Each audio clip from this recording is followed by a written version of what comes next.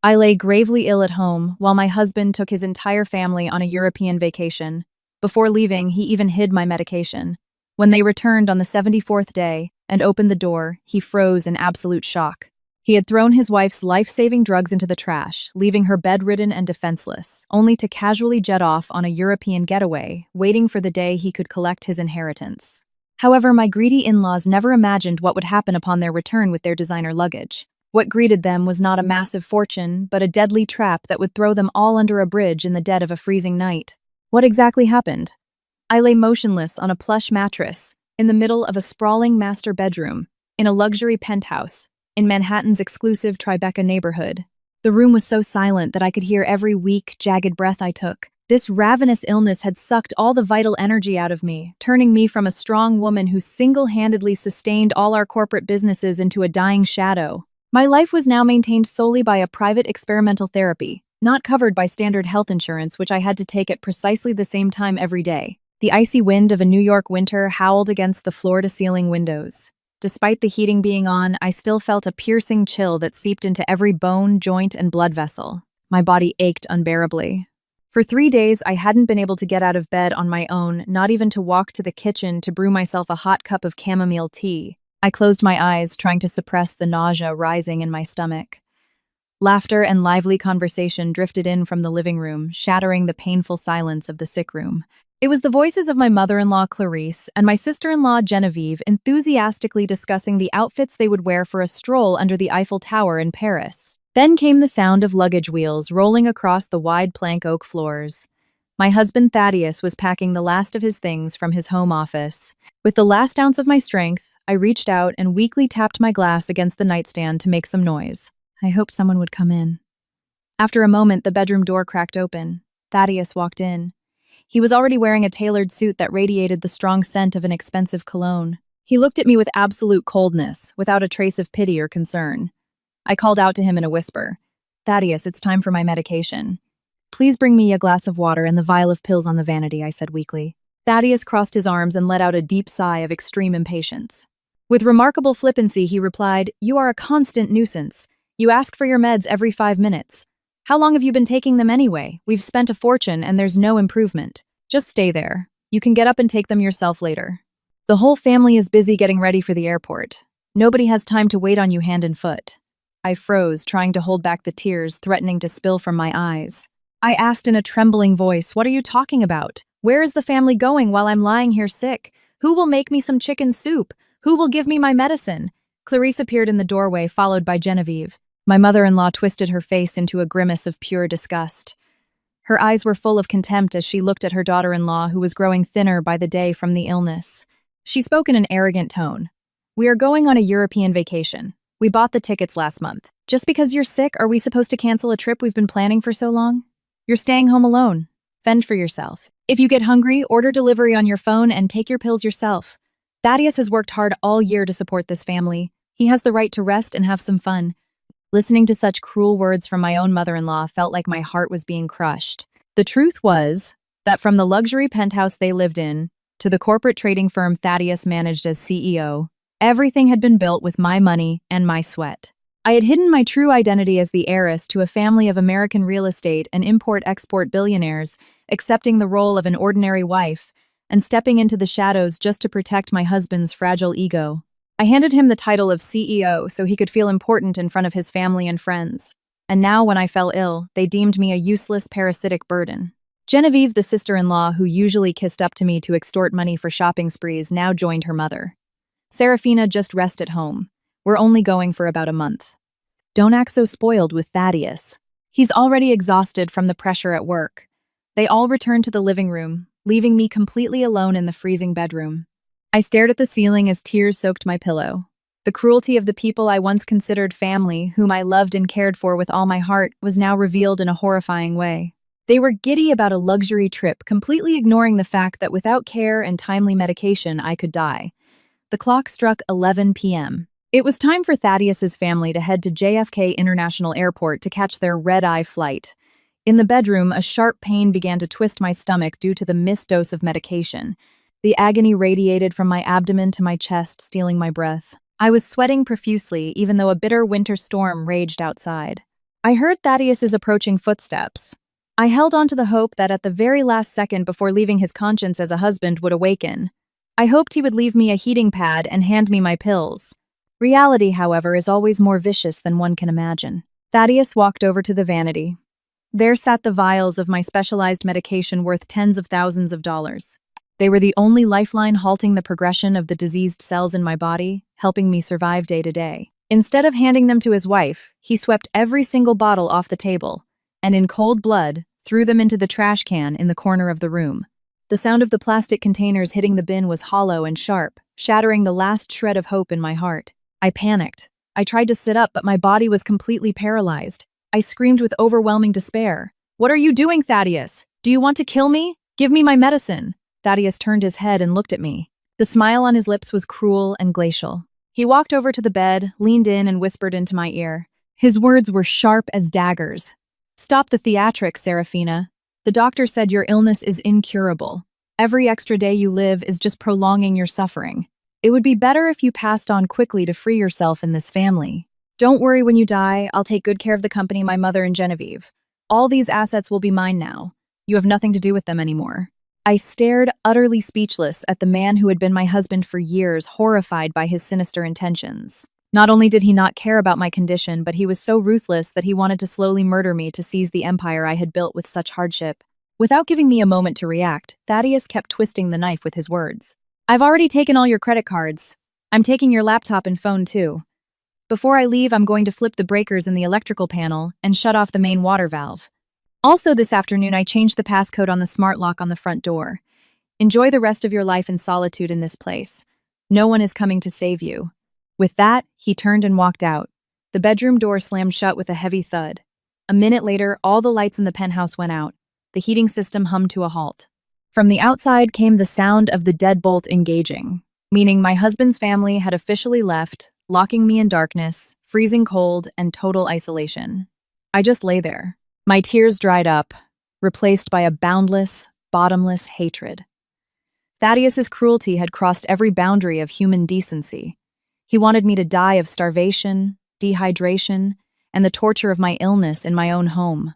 He was convinced I was a woman with no blood relatives because all this time I had lied to him, telling him my parents were dirt poor. I had claimed they lived in a remote town in the rural Ozarks and that I had lost contact with them.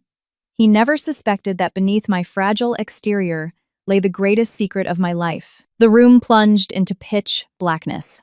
The chill began to take over the environment, and the physical pain grew exponentially more intense. I was acutely aware of my condition. Without medication and water, I wouldn't last more than 24 hours.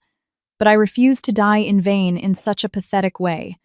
I had to live to expose these ungrateful monsters, live to take back what rightfully belonged to me.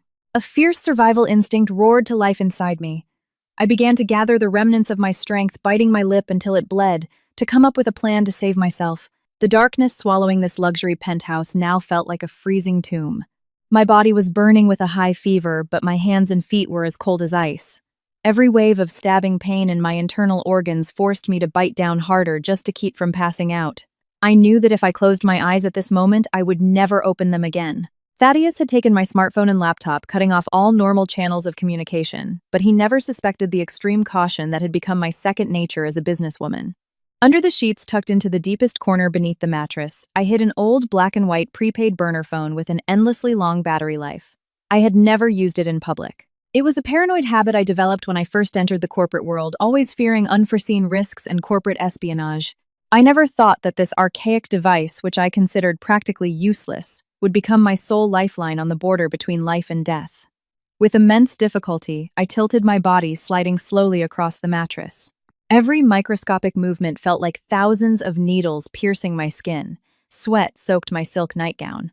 It took me almost half an hour to reach the edge of the bed and grope the space under the heavy mattress.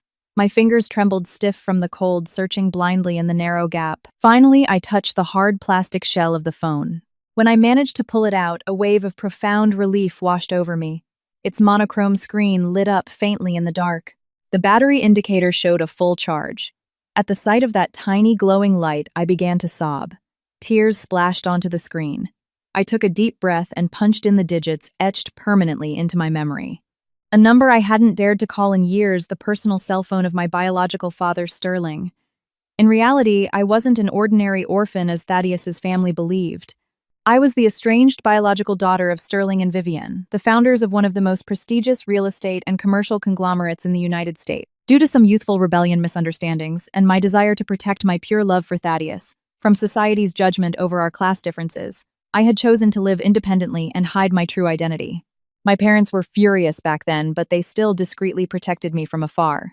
I used the money from my personal trust fund to build my career. I erased my tracks from my husband's family and agreed to be a humble wife, all to gain what I thought was their sincere familial love. Now on the brink of a death orchestrated by my own husband, I realized how fatal that mistake had been. The phone rang 3 times before someone picked up.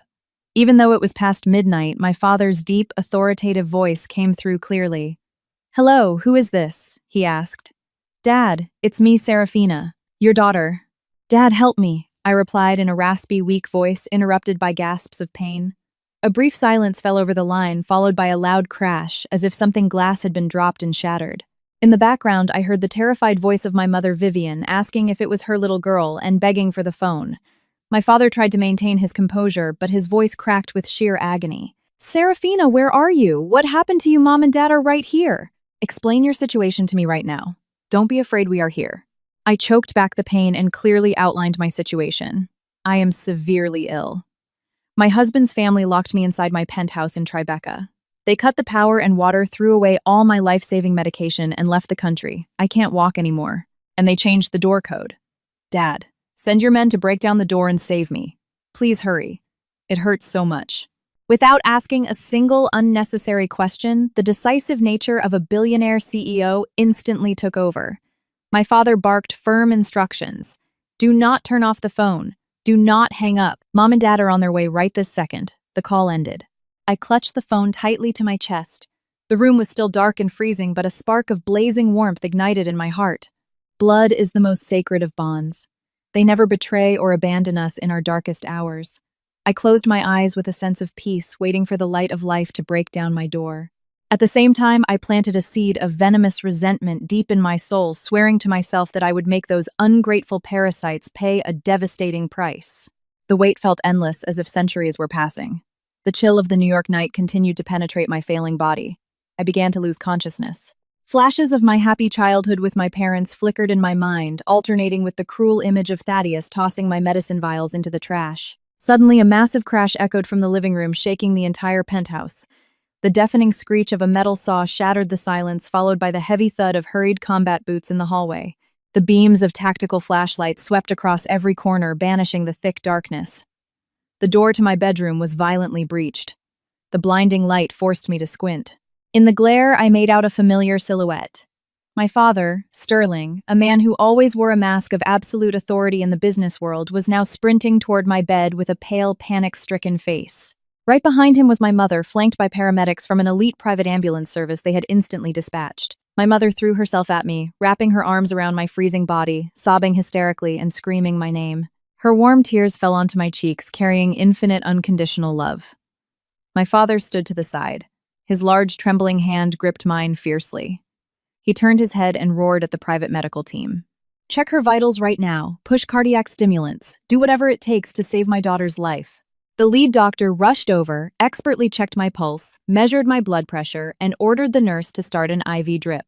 He immediately diagnosed me with acute shock due to the deprivation of essential medication and severe hypothermia, ordering my immediate transport to the family's preferred private hospital on the Upper East Side, straight to the VIP, intensive care unit.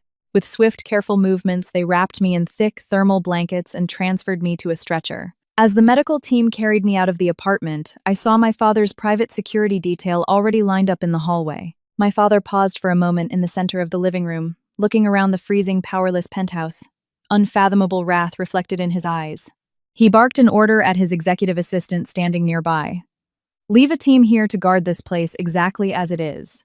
Extract all the security footage from the building's servers. How dare they do something this purely evil to my daughter? I will show them what it means to beg for death." The private ambulance sped with its sirens blaring, cutting through the silence of the Manhattan night toward the best medical facility in the country. Inside the heated cabin, my mother refused to let go of my hand, endlessly stroking my sweat-drenched hair. My father sat in silence in the corner. His eyes were bloodshot as he fought back his grief and rage. "Forgive me, Dad." "Mom," I whispered through the oxygen mask.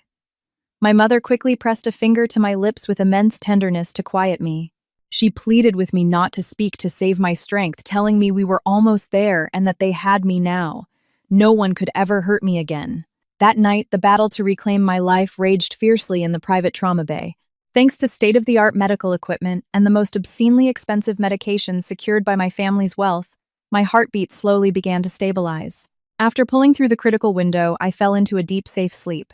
For the first time after years of being a wife and daughter-in-law, I felt what true protection meant. The angel of death had knocked on my door, but my family's embrace had ripped me back from the abyss. I woke up as warm morning sunlight streamed through the massive window of my hospital suite. A week had passed since that horrific night, and my health was miraculously rebounding under the intensive care of top-tier specialists and my parents' boundless love. Every day I was fed nutrient-dense organic bone broth and premium supplements integrated with the most advanced therapeutic protocols. That morning, my mother brought me a bowl of incredibly fragrant restorative soup. As she fed me, she softly gossiped about trivial high society things to lift my spirits. My father walked into the room holding an iPad. His face was calm, but his eyes held a relentless, razor-sharp edge. He pulled up a chair, sat by my bed, and spoke with authority. "Serafina, look at this. The investigative team has regained access to all your personal accounts." I took the tablet and swiped across the screen. My private email was flooded with red alerts from my bank. At the same time, tabs were open to Genevieve and Clarice's social media pages. While I had been fighting for my life stateside, my in-laws were living it up in Europe on the money I had bled to earn. On her Instagram, Genevieve was obsessively posting photos, geotagging famous landmarks in Paris. She was wearing a luxurious fur coat, clutching a Chanel bag worth tens of thousands of dollars, smiling broadly as she posed under the Eiffel Tower. Her caption oozed arrogance, claiming that life is short and you have to enjoy the luxuries your big brother provides. Clarice wasn't far behind. She was constantly doing Facebook live streams, bragging to her relatives back in the Ozarks about her dinners at Michelin-starred restaurants in Italy and stays at five-star resorts on the Amalfi Coast. In the comments when a distant cousin asked about her sick daughter-in-law back home, Clarice typed with absolute audacity that life and death are up to God, that the family had done everything they could, and if it wasn't enough, there was nothing more to be done. She added they would return eventually to organize the funeral, which would be proof of their great devotion. Next to these flashy photos was a staggering credit card statement. Thaddeus was using a supplementary card tied to my corporate account to spend without limits on Rolex watches, diamond jewelry, luxury hotel bills, and renting convertible sports cars for coastal drives. In less than 20 days, the amount they had blown through exceeded $150,000.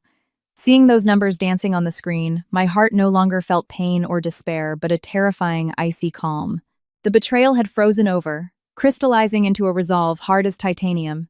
They believed I was rotting in that apartment, preemptively celebrating and liquidating my assets. They considered my life worthless, using my money to feed their bottomless greed. My father broke the silence, asking, "What do you want to do about this? If you want, I can freeze all their cards abroad right now and leave them stranded on the street." I shook my head and placed the tablet on the table. My voice was quiet but resolute.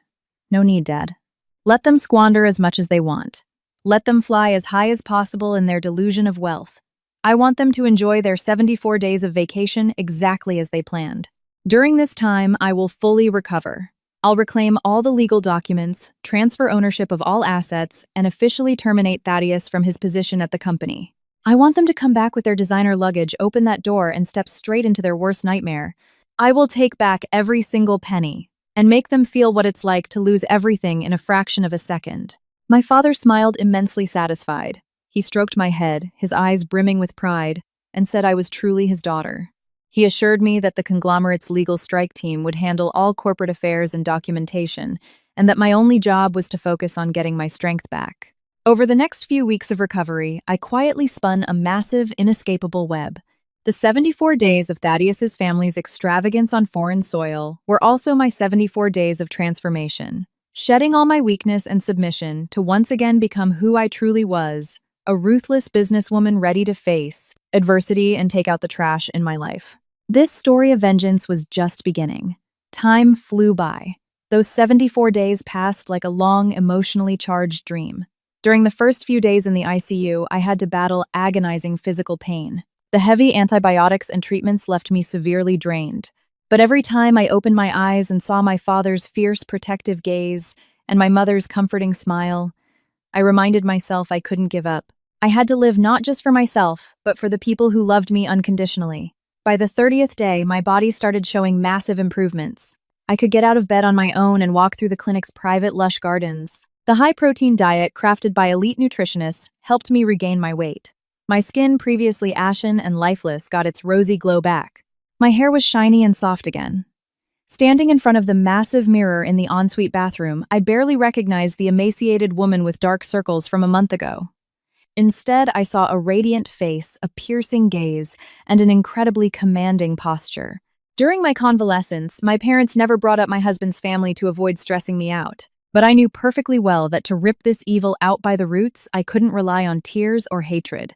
I needed the law and cold, calculated precision. I asked my father to set up a meeting with the holding company's lead counsel, Attorney Vance. The head of the legal department, with over 20 years of cutthroat corporate litigation experience, came to the clinic personally to work with me every afternoon. We reviewed every single document regarding my assets. The luxury Tribeca penthouse where I had almost lost my life was a property I purchased before the marriage using funds from my personal trust. The deed was solely in my name. Thaddeus had absolutely zero legal claim to it. As for the trading company, I had founded it with my own capital, but wanting to protect Thaddeus's ego around his relatives, I had drafted a notarized power of attorney appointing him CEO. While I stepped back into a quiet administrative role, Attorney Vance carefully reviewed every page of the files, analyzing the situation with surgical precision. Miss Serafina, legally speaking, you own 95% of the shares in the LLC. Mr. Thaddeus is merely a W-2 employee acting as CEO under a revocable proxy you granted. At any given moment, you can unilaterally terminate his employment contract and strip him of his title without his consent. The credit cards he's using to burn through cash overseas are authorized user cards linked directly to your primary corporate account. Hearing this, I smiled cynically. It was a bitter smile at my past stupidity, but also the smirk of checkmate in the current game. I ordered Attorney Vance to draft all necessary legal documents immediately. First, a board resolution, firing Thaddeus from his role as CEO. Second, the revocation of all his proxy powers and authorized signerships within the company. Third, a court order to freeze all joint accounts and secondary credit cards pending my exact signal to execute. All legal and asset protection maneuvers were executed in total secrecy, backed by the legal firepower and vast network of my billionaire family. While I was buried in spreadsheets, contracts, and legal clauses in New York, Thaddeus's family in Europe was still drunk on their fake illusion of extreme wealth. They posted regular updates of lavish banquets and designer shopping sprees. They were spending money forged from my blood and sweat with the mentality of heirs who were just waiting for a dead woman's will to clear probate. The contrast between my ice-cold calculation here and their sheer idiotic greed over there made the trap I was setting all the more perfect. On the 70th day, the chief of medicine officially declared me 100% recovered. All my vitals and lab results were optimal. The disease had been entirely suppressed. I asked my parents for permission to be discharged and returned to the Tribeca penthouse to set the stage for the greatest chapter of my life. My father agreed, but insisted on deploying his most elite security detail led by Garrison, a towering former Special Forces operative with lethal hand-to-hand combat skills, to escort me. I returned to the home that was once so familiar. The place had been professionally deep-cleaned and sanitized, and any damaged furniture had been replaced by my father's staff. The grim, depressing atmosphere from those dying days had vanished, replaced by the warm scent of cedar and cinnamon essential oils. I carefully chose a crimson silk dress paired with an elegant cashmere shawl. I sat at the vanity, meticulously applying red lipstick and setting powder. The reflection in the mirror showed a powerful, sophisticated woman who no longer displayed a single ounce of vulnerability. I walked into the living room and sat on the plush velvet sofa, savoring a cup of artisan tea. Around me, 4 towering bodyguards in tailored black suits and sunglasses stood rigidly in the 4 corners of the room. Everything was set. The trap was armed. All that was missing was for the greedy prey to walk right into it. My transformation over these 74 days wasn't just a physical rebirth. It was the forging of a soul determined to exact absolute justice. The clock struck 3:00 p.m. According to the flight trackers, my father's team was monitoring the flight from Europe carrying Thaddeus's family had landed at JFK 2 hours ago. Right now, they had to be busy loading their designer luggage into a black car to head back to the penthouse. My heart beat with supreme calmness without a sliver of fear or anxiety. The atmosphere in the living room was so quiet you could hear the designer wall clock ticking. Garrison, the head of security, stood 3 feet away from me. His posture was as immovable as a fortress. The other 3 men were at a state of high readiness, staring dead ahead at the solid oak front door. Everything in this house radiated an aura of raw power and bone-chilling authority. From the hallway outside, the sound of rolling luggage wheels grew louder, intertwined with the relaxed, boisterous laughter of Thaddeus and his family. The penthouse's acoustic insulation was excellent, but because they were speaking so loudly, trying to show off for the wealthy neighbors, I could clearly hear every word from inside. Clarice's voice was shrill and thoroughly satisfied as she told Thaddeus to be careful with her new limited edition Birkin bag worth tens of thousands of dollars, because even a single scratch would break her heart. She added that once they got inside, they would rest for a bit and then look online for a good funeral home because surely Serafina's corpse was already rotting and they would have to hire a professional biohazard crew so her luxury home wouldn't stink. Genevieve enthusiastically backed her mother up, reminding her brother that after the funeral he needed to call his lawyer to immediately transfer the penthouse and the company into his name. She mentioned she had already picked out a Porsche and demanded her brother buy it for her the second my estate was settled. Thaddeus laughed with the smugness of a man who believed he had won the lottery.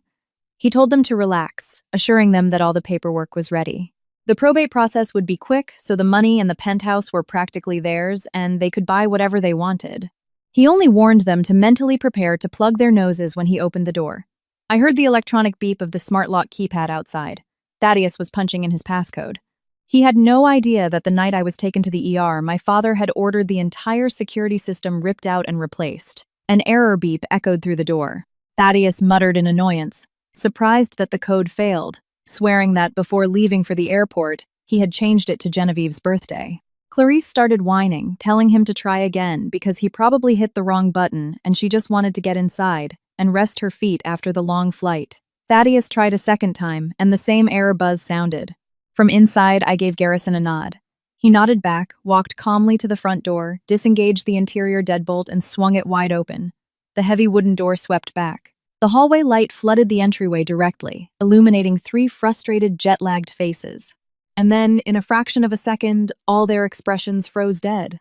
The smug grin on Thaddeus's face instantly evaporated, replaced by eyes so wide they looked ready to pop out of his skull. Clarice stood with her jaw unhinged, her luxury handbag slipping from her fingers and hitting the floor with a dull thud. Genevieve stumbled backward, tripping over a massive suitcase and nearly wiping out. In front of them was not a dark, trashed apartment reeking of a decomposing corpse. They were staring into a sun-drenched living room, smelling of relaxing essential oils. And in the center of the room, sitting on a ridiculously expensive sofa, was me. I was wearing a bright crimson silk dress, radiating the elegant, lethal aura of a queen, receiving traitors.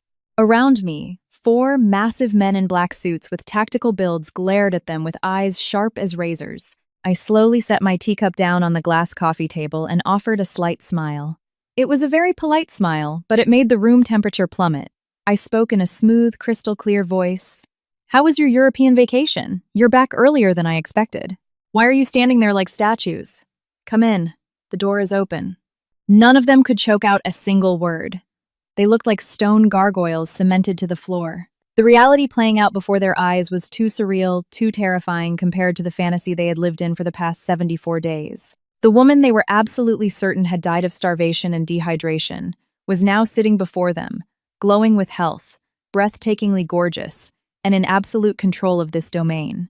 This lethal surprise was the first welcome home gift I had prepared for them. A suffocating silence choked the living room. Clarice was the first to snap out of her shock. Her domineering nature and habit of acting like the matriarch of the house quickly overpowered her terror. She stomped in, arrogantly pointing a finger straight at my face and screeching in her high-pitched voice, "Serafina, you're alive! If you're alive, how dare you change the code to my house?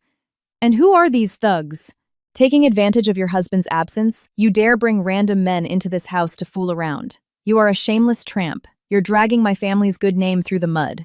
Seeing his mother take charge, Thaddeus instantly recovered his nerve. He stepped inside aggressively, playing the role of the righteous betrayed husband, shouting for an explanation. He declared his mother was right. He demanded I explain what I had been doing in the house all this time and why these bodyguards were here, warning me that the rules in his house didn't allow me to just do whatever I pleased just because I had been sick. Genevieve, hiding behind her mother and brother, chimed in with a sneer, claiming I probably faked being deathly ill just to trick them and get them out of the house so I could throw parties with paid escorts, pointing out that my silk clothes and full makeup proved what kind of woman I really was. I sat in absolute silence on the sofa, letting them hurl their baseless accusations and slander. Their pathetic theater only further highlighted their shamelessness and rotten core. I stood up slowly, smoothing out my silk dress with profound composure. Garrison took a half step forward, ready to intervene and shut down their verbal abuse, but I raised a hand to stop him. I walked over to the massive mahogany console table and picked up a thick-bound folder of documents. I approached Thaddeus and his family slowly. My glacial gaze swept over each of their faces, which were desperately trying to maintain a facade of superiority. Are you done talking? If so, open your eyes wide and look at this. With that, I hurled the heavy folder squarely into Thaddeus's chest. The throw was hard enough that the binder popped open, scattering papers all over the floor. Pages covered in spreadsheets and numbers landed right at their feet. They were copies of their overseas credit card statements. Clarice and Thaddeus looked down at them, and the color began to completely drain from their faces. I spoke loudly and clearly, reciting every expense from memory. On the 15th of last month, Thaddeus spent over $25,000 on a Rolex in Italy. At that exact moment, I was receiving defibrillator shocks for heart failure in the ER. On the 22nd, Genevieve swiped the card to buy 3 Chanel bags in Paris for $15,000. That same day, they had to inject me with a $3,000 life-saving compound just to keep my organs from shutting down. On the 5th of this month, Clarice blew $4,000 on a Michelin-starred dinner and luxury cosmetics. Meanwhile, her daughter-in-law was learning how to walk again because her leg muscles had atrophied from being bedridden. My voice rose, echoing off the high ceilings. In total, your family blew through over $250. In 74 days. All expenses were charged to supplementary corporate cards tied directly to my personal business account. You took my money, spent the fruits of my labor, flew to Europe to party, and left me in this house, after throwing my medicine in the trash, cutting the power, and shutting off the water in a deliberate attempt to murder me. A conspiracy of murder and grand larceny so cold-blooded. Did you really think that after my death no one would find out Clarice was shaking and stammering, claiming I was talking nonsense, that no one plotted to kill me, that the pills fell in the trash by accident, and that the power and water went out because of a grid failure? Thaddeus's face was ashen. He realized that not only did I know everything, but I possessed irrefutable proof. He tried to pivot his tactics. Softening his voice and faking remorse, he swore I misunderstood everything, that they only went on the trip because the tickets were non-refundable and that he figured I would just call an ambulance. He added that since I was fully recovered now as husband and wife, we should resolve this amicably. I erupted into a loud, bitter laugh that rang through the penthouse. Resolve this amicably. You don't have the right to even suggest that. Every single one of your despicable actions was recorded, from throwing the vials into the trash, to shutting the water valve, to flipping the breakers. All of it was captured in 4K by a hidden nanny cam I installed in the bookshelf. Don't even try to deny it anymore. Your true faces have been exposed. My patience and love for this family died with me on that freezing night. The person standing in front of you now is strictly the rightful owner of the empire you tried to steal. The undeniable evidence and my ruthless declaration hit Thaddeus and his family like a bucket of ice water. Their arrogance and pride vanished. It was replaced by crippling panic. They looked at each other, then down at the bank statements littering the floor, and finally at the 4 massive security contractors standing at the ready. Genevieve, the eternally spoiled sister-in-law, cracked under the pressure and started crying hysterically. She clutched her designer handbag tightly, wailing and swearing that she didn't know anything, that throwing away the meds and cutting the power was entirely Thaddeus and her mother's idea, and begged for forgiveness because she didn't want to be involved in a murder plot. Hearing her daughter's words, Clarice shot her a glare of pure venom, but she herself was trembling so violently she could barely stand straight. Her posture changed at the speed of light. She took a step forward, trying to grab my hand with a pleading, whining tone. My sweet daughter-in-law, I know I made a mistake. It's all because of Thaddeus's foolishness. I'm just an old woman. My memory is going. I couldn't advise him properly. Forgive me, sweetheart. Please. Forgive our family just this once. We are still family. Thaddeus also rushed forward, putting on a display of deep contrition. He threw both hands up in surrender, swearing he made a catastrophic mistake, that he must have been possessed by a demon to do something so evil. He appealed to our marriage, begging for one last chance to make it right, swearing he would make me happy for the rest of my life if I just didn't go public with this. Watching these three people perform this grotesque play in front of me literally made me nauseous. Their hypocrisy and cowardice far exceeded my wildest imagination. They were ready to throw each other under the bus, ready to beg on their knees for mercy the second their meal ticket was threatened. There wasn't an ounce of sincerity or true remorse in any of it. They were using the bond of marriage as a human shield, forgetting that they were the ones who buried it alive. I sneered coldly, snatching my hand back and taking a step away to avoid Clarice's touch. I looked straight into Thaddeus's eyes. My voice was absolute and devoid of any emotion. Family bonds? I'm sorry, but all of that ended the night you threw the medication keeping me alive into the garbage. I already gave you 74 days to enjoy the last scraps of your luxury lifestyle. Consider that the very last drop of my charity. Now that dream is over. Welcome back to reality. I then turned to Garrison, nodded, and issued a sharp command. Garrison, execute your orders. Throw these trespassers out immediately. They have no business being here. The order was given. The four security operatives moved instantly, with terrifying professionalism and brute force. They advanced from three sides, pinning Thaddeus and his family. Garrison clamped an iron grip onto Thaddeus's shoulder. His crushing hold elicited a yelp of pain, rendering Thaddeus completely incapable of resisting. A second guard locked Clarice's arm behind her back. The third grabbed Genevieve. Clarice screamed hysterically, thrashing around like a maniac, demanding they let her go because she was the mother-in-law and had a right to live in this penthouse, cursing me to hell for daring to throw her out. Thaddeus tried to rebel, screaming that I was insane for throwing my own husband out of our shared home. I stood with my arms crossed, replying with total serenity. You're mistaken. This penthouse is in my name, bought with my private trust fund before our wedding. You don't have the right to a single square inch of it. Get them out. The guards, without saying a word, forcibly dragged Thaddeus and his family toward the exit. Their resistance was entirely futile against the size and skill of the professionals. They were violently shoved out into the hallway. Then the fourth guard quickly grabbed all the designer luggage they had just rolled in and hurled it out the door. The heavy suitcases smashed against the hallway walls with deafening thuds. Genevieve shrieked, crawling on the marble floor to retrieve her tossed handbag. Thaddeus and Clarice stood up shakily. Their designer clothes were wrinkled, their faces pale with humiliation. I walked to the threshold, looking down from a position of absolute superiority at the people scrambling at my feet, and delivered my final warning. From this moment on, you have absolutely nothing to do with me.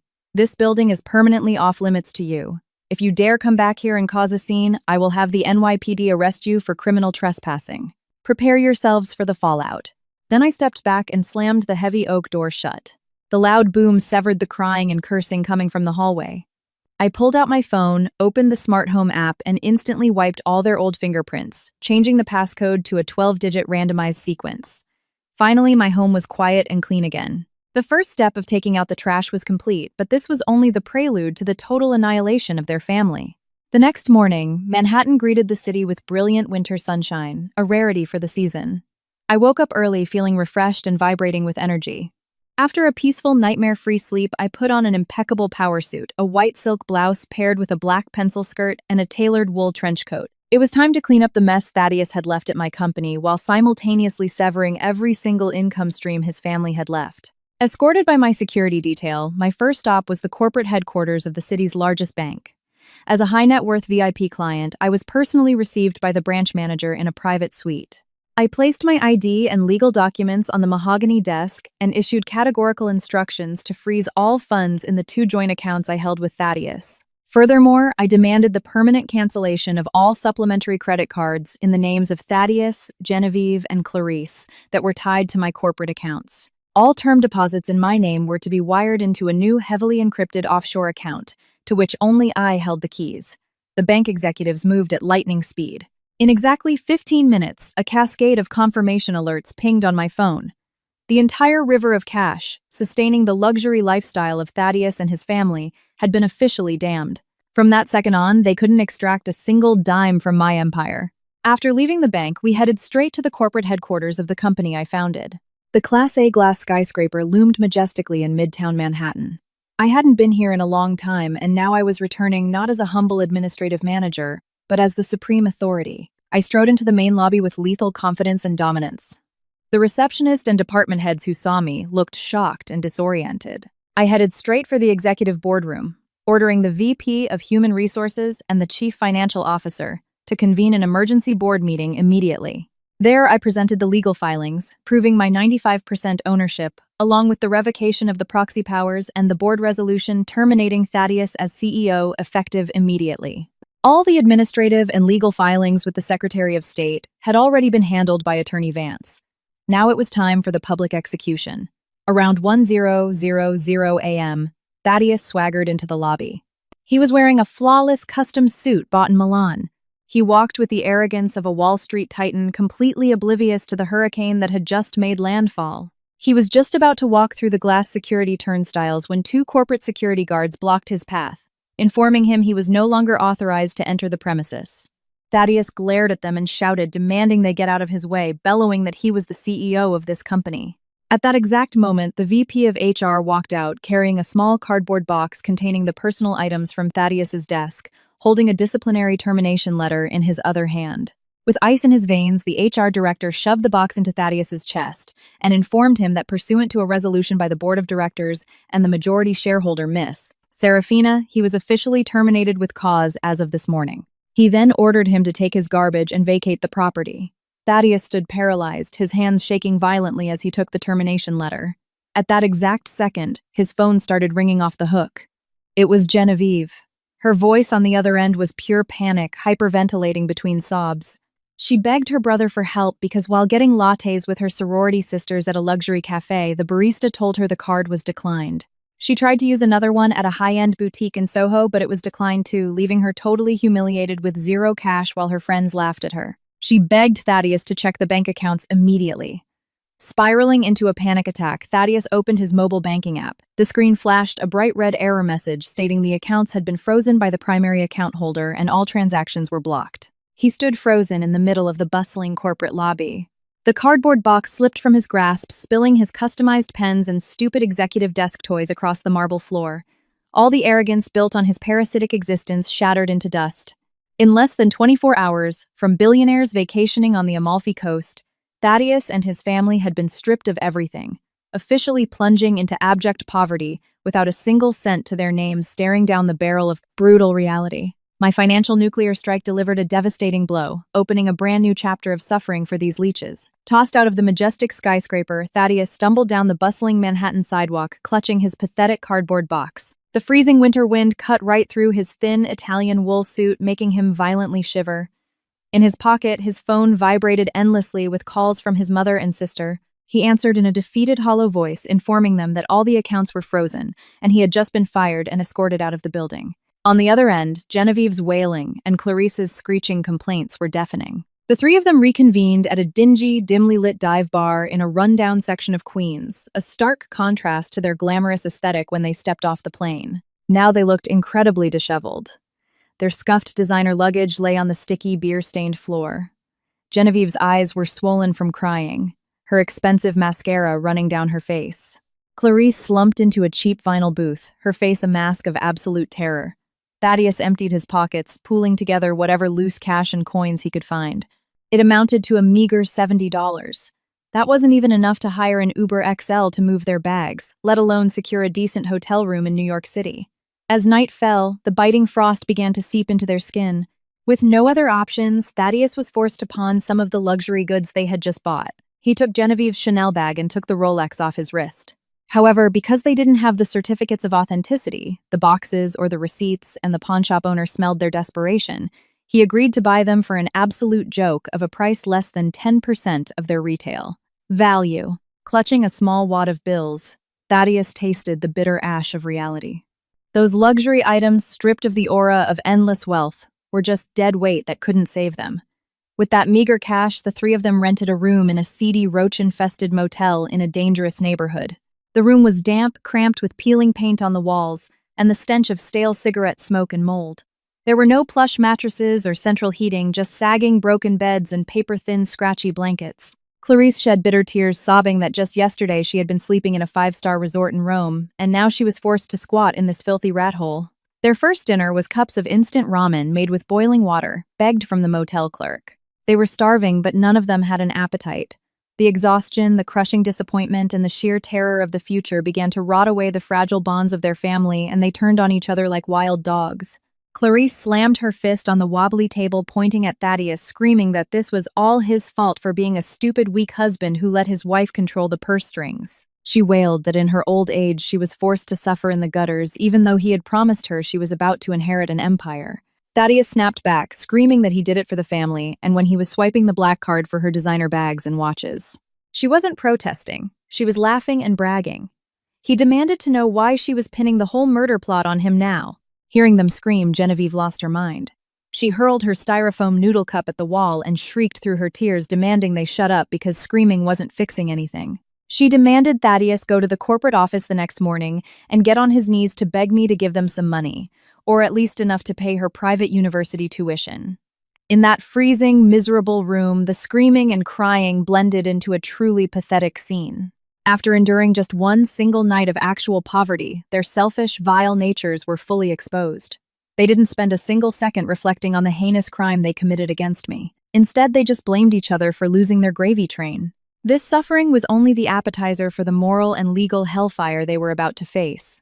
The next morning, the second I stepped out of my private elevator into the executive suite, my assistant rushed over in a panic. Down in the ground floor lobby, Thaddeus and his family were causing a massive scene, drawing a huge crowd of employees and visiting executives. Out of pure desperation, they decided to put on a theatrical performance, hoping public pressure would shame me into backing down and writing them a check. Through the CCTV feeds routed to my office monitors, I watched their cheap soap opera play out. Clarice had intentionally smeared her makeup and messed up her hair to look like a victimized beggar. She started screaming hysterically in the middle of the polished marble lobby, waving her arms and weeping loudly. She wailed to everyone walking by that her evil daughter-in-law had stolen their family fortune and thrown her husband and elderly mother-in-law onto the freezing streets, claiming they had lovingly nursed me through a horrific illness, and now I had abandoned them to starve to death. Thaddeus stood next to her, looking totally devastated, trying to explain to the whispering crowd that his wife was having an affair and had conspired with her lover to frame him and steal the company he had built with his bare hands. Genevieve played her part beautifully, sobbing uncontrollably and begging for mercy. She accused her sister-in-law of being a monster who cut off her college tuition just to ruin a young girl's future out of spite. The crowd thickened, whispers echoed off the glass walls, and building security had to form a human barricade to keep them from storming the elevators. Several people even pulled out their iPhones and started recording for TikTok. I sat calmly in my leather executive chair, sipping a hot matcha latte. I wasn't angry, and I had absolutely zero intention of going down there to argue with trash. Shameless people will do anything when backed into a corner. I ordered my assistant to have the building manager call the NYPD, to have them trespassed for disturbing the peace. While they were busy acting their hearts out in the lobby, my corporate PR team executed a silent, lethal strike. A highly detailed post backed by hard, irrefutable evidence was blasted across all major social media platforms, X, TikTok, and Instagram. The post didn't contain insults, just raw video files. The first video was the crisp nanny cam footage showing Thaddeus coldly tossing my life-saving medication into the trash, flipping the breaker switches, and shutting off the water valve before walking out. The second piece of media was a supercut of photos and videos of them partying in Europe, ripped straight from their own public Instagram and Facebook accounts, juxtaposed right next to the $250,000 credit card. Statements timestamped with the exact days I was flatlining. In the ICU. And the final video was a live feed of them rolling on the floor and fake crying in my lobby right at that very moment. Within 2 hours, the post went aggressively viral. A massive wave of public outrage exploded. The thread was retweeted and shared hundreds of thousands of times. It was flooded with comments viciously condemning the sociopathic cruelty of Thaddeus's family. The internet was utterly horrified by the dark reality of a husband trying to slowly murder his sick wife for an inheritance. Scathing comments poured in calling him a psychopath, a monster, and demanding the district attorney file criminal charges against these bloodsuckers. The power of the internet hate machine is absolute. Their personal information, phone numbers, and past addresses were quickly doxed by furious users. The victim masks they wore in the lobby were ripped off entirely. The NYPD arrived, dispersed the crowd, and threatened to arrest the family if they didn't leave the property immediately. They stumbled out onto the Manhattan sidewalk, surrounded by the disgusted glares and insults of pedestrians who were literally watching the viral videos on their phones as they walked by. Heaven is never blind. Evil, no matter how well disguised, is eventually dragged into the light and judged by society. The digital firestorm quickly bled into the real world, turning the lives of Thaddeus's family into an unmitigated tragedy. After the truth was exposed, every single door slammed shut in their faces. Finally, they felt what it meant to be utterly rejected by human society. Thaddeus, as the mastermind of the attempted murder, became public enemy number one. Completely broke, he tried to apply for menial warehouse jobs, but his face was plastered all over the news. When he showed up for an interview, the HR manager recognized him instantly and literally chased him out, screaming that they didn't hire sociopaths and telling him to get his garbage out of her office. He was permanently blacklisted from the labor market. Genevieve's fate wasn't any better. The video of her throwing a tantrum went viral across her entire private university. When she showed up to class, everyone looked at her with pure disgust. The sorority sisters, who used to worship her designer bags, now treated her like a leper. The final nail in the coffin came when she was summoned to the dean's office and handed an official expulsion notice for egregious violations of the university's code of ethics, compounded by severely delinquent tuition payments. Her academic future was cremated. Meanwhile, Clarice experienced her darkest day at a local Queens farmers market. When she tried to scrounge for bruised, cheap vegetables, a vendor recognized her from the TikToks. He dumped a bucket of dirty mop water on her shoes and screamed at her to get out. He yelled that he wouldn't sell a single potato to an evil old witch who helped her son murder his wife for cash, declaring that the entire market was boycotting her. Other vendors joined in hurling insults and rotten fruit until she fled in sheer terror.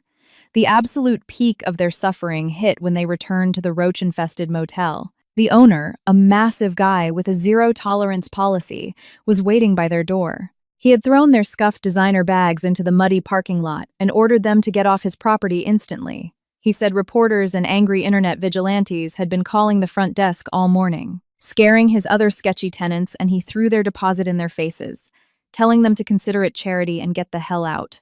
As night fell, the piercing New York winter wind cut straight to the bone. They were thrown onto the street with zero cash, nowhere to sleep, utterly exhausted, starving, and freezing. Eventually, they dragged their busted luggage under the concrete overpass of the Brooklyn-Queens Expressway, huddling in a filthy corner next to a chain-link fence just to block the wind. Clarice was violently shivering, wrapping her arms around Genevieve. Thaddeus sat on the concrete, staring blankly into the darkness with hollow, dead eyes. In that brutal cold, they finally felt the agonizing consequences of their own cruelty. The designer clothes they wore no longer kept them warm. The expensive Chanel bags sat in the dirt, completely worthless trash. Previously, they had left me in the dark on the threshold of death. Now, karma was forcing them to experience that exact same despair multiplied by 1,000. Today was the sentencing hearing for the criminal trial for attempted murder at the New York State Supreme Court in Manhattan. The civil lawsuit regarding the division of assets and the at-fault divorce had already been entirely resolved in my favor in a separate civil proceeding. I walked into the courtroom wearing a razor-sharp, tailored black blazer. My hair was perfectly styled. My posture was serene and untouchable. Behind me stood a phalanx of the city's most ruthless litigators, led by Attorney Vance. On the other side, Thaddeus looked completely broken. He was emaciated with dark purple bags under his eyes, and his orange jail jumpsuit hung off his frame. Clarice and Genevieve, sitting in the gallery, could only stare at the floor. The trial commenced. The district attorney, working closely with my legal team, presented the evidence with lethal precision. They traced the origin of every single asset: the penthouse, the company, the accounts. All deeds, trust documents, and wire transfers proved that the empire was my sole property, acquired before the marriage and funded by my billionaire family. Thaddeus hadn't contributed a single dime. The climax of the trial arrived when the judge ordered the bailiff to play the security footage on the courtroom monitors. The high-definition video of Thaddeus throwing my life-saving meds away, flipping the breakers, and cutting the water played in silence. A collective gasp of revulsion echoed through the gallery. Then the prosecution submitted my demand for $500,000 in restitution for extreme physical and psychological trauma. Thaddeus tried to defend himself with a cracking, pathetic voice. He looked at the judge, claiming the medicine fell in the trash by accident, and begged the court to award him just a small fraction of the marital assets so he could survive, because he had absolutely nothing left. The judge adjusted his robes, leaned over the mahogany bench, and cut Thaddeus off with a voice like thunder. He ordered the defendant to stop insulting the intelligence of the court, stating the video was irrefutable proof of malice aforethought. He reminded Thaddeus that the law protects justice, not sociopathic greed, adding that his current destitution was the direct earned consequence of his own monstrous acts. After deliberation, the judge handed down the sentence. Taking into account the civil court's ruling that stripped him of all assets, the criminal court focused solely on retribution. The judge sentenced Thaddeus to 8 years in the Sing Sing Correctional Facility for attempted murder and ordered him to pay $500,000 in restitution to the victim. The sharp crack of the judge's gavel officially closed the darkest chapter of my life. Justice had been ruthlessly served. Thaddeus collapsed to his knees, utterly shattered. Clarice and Genevieve wept hysterically in the gallery. This verdict didn't just obliterate their delusions of grandeur, it strapped a massive unpayable debt onto the back of an unemployable felon. This was the true price of their bottomless greed. The Manhattan sky was a brilliant, cloudless blue. I walked out of the courthouse steps. Down below, I saw 2 NYPD officers escorting a handcuffed Thaddeus toward a prison transport van.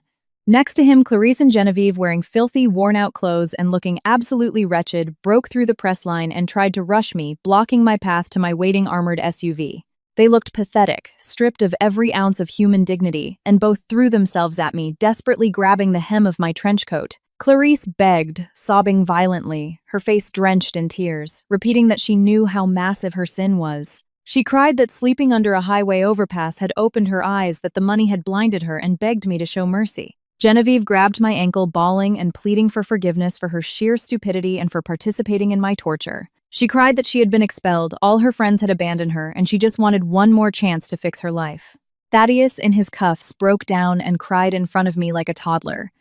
He confessed he knew his crime was unforgivable, and that he wasn't asking me to take him back because he knew he was garbage. He swore he would serve his time, but he begged me for just a little bit of money so his mother and sister could buy bus tickets back to the Ozarks, swearing he would work prison jobs to pay off the restitution and begging me not to let them starve to death on the streets of New York. I stood perfectly still looking down at them.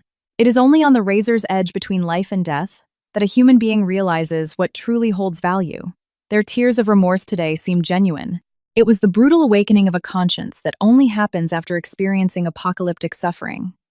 This lesson, though it arrived too late to save them, was the most valuable one they would ever learn. However, understanding why they were crying did not mean I was going to forgive them, nor justify their actions. Forgiveness meant releasing the poison from my own heart, not throwing a life preserver to the demons who tried to drown me. I no longer hated them, but I had absolutely no intention of offering them a single shred of help. The money and the luxury had been permanently exchanged for this excruciating life lesson. I looked at them for the very last time. My voice was quiet but cut through the city noise like glass. I accept your apologies, but between us it is completely over. There are no debts left to settle. The road you are walking now is paved with your own choices. Walk it and suffer the consequences of your own destiny. Do not ever try to appear in my life again. With those words, I stepped purposefully into the back of the SUV. The heavy armored door slammed shut, severing my peaceful world from their endless nightmare. I pulled down the window shades and didn't look back once. I spoke to my driver in a light, cheerful tone, telling him to take us home because my parents were waiting with lunch. The vehicle glided silently into the sunlit Manhattan traffic. Behind me, those 3 people were still kneeling on the cold asphalt, weeping in total devastation. Meanwhile, ahead of me lay a boundless sky, the warm embrace of my parents, and a new brilliant life filled with absolute peace. The saga of greed and betrayal had ended, replaced by genuine love and priceless peace of mind. Closing the book on this dramatic chapter, perhaps the echo of the freezing silence in that dying room, or the image of those desperate tears under the Brooklyn Queens Expressway, still forces us to reflect deeply. Maybe it's through these trials we realize that the most terrifying thing in this world isn't a terminal illness, but the bottomless greed and cruelty of the human heart, especially from those we call family. The greatest lesson is that karma is absolute and unyielding. Whoever sows the wind will reap the whirlwind, ending up destroyed and outcast by both society and the law. On the other hand, this story is a testament to the absolute necessity of a woman's independence and strength. Even in the darkest pits of hell, we must maintain control of our own lives, remain financially independent, and have the ruthless courage to defend our own destiny. We must never place our survival in the hands of others, because the fire burning inside us and the true bonds of our blood are our only impenetrable fortresses. In the end, no matter how many thousands of dollars your designer clothes cost, or how vast the empire you try to steal, is none of it will ever camouflage a rotting black soul. Only sincere love, gratitude, and a spine of steel are the true foundations that allow a person to walk through this world with their head held high.